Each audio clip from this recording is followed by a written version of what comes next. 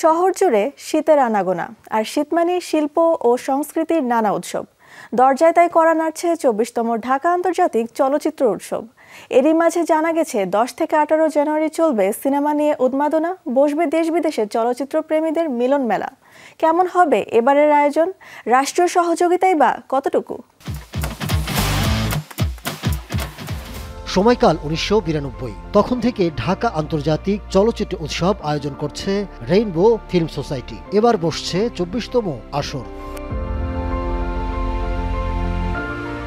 ৮টি বিভাগে ৯১ দেশের ২৬৭টি সিনেমা নির্বাচিত হয়েছে। বিভাগগুলো হলো Asian film competition, retrospective, wide angle, Bangladesh panorama, cinema of the world, children film session, woman film maker বিভাগ, short and independent film, spiritual film ও ওপেনটি বায়োস্কোপ।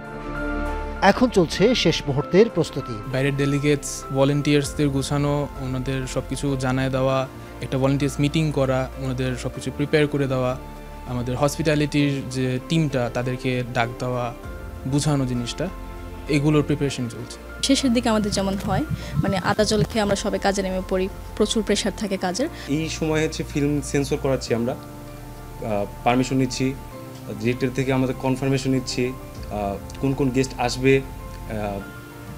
তাদের কাছ থেকে আমরা কনফার্মেশন নিচ্ছি এবং তাদের ইনভিটেশন পাঠাচ্ছি আমরা।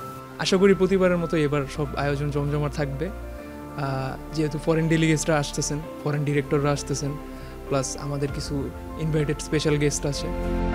এবছরও থাকছে Dhaka international conference on women in cinema শীর্ষক আয়োজন। পাশাপাশি চতুর্থবারের মতো আয়োজিত হবে west meets east screenplay lab.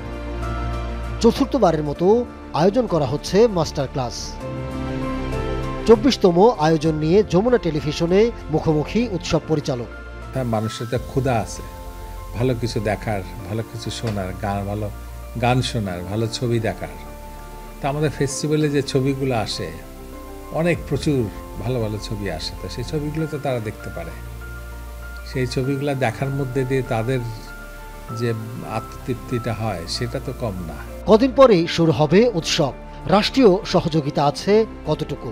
Sensor কতটা করাইতে পারবো এবং সেটা নির্ভর করছে পরিবেশ পরিস্থিতি, মানে আমাদের সেন্সর ফি যদি মকুব পাই, মকুব না পেলে আমরা যদি প্রয়োজনীয় অর্থ জোগাড় করতে পারি, তার উপরে নির্ভর করছে আসলে আমরা কতগুলো ছবি দেখাতে পারবো।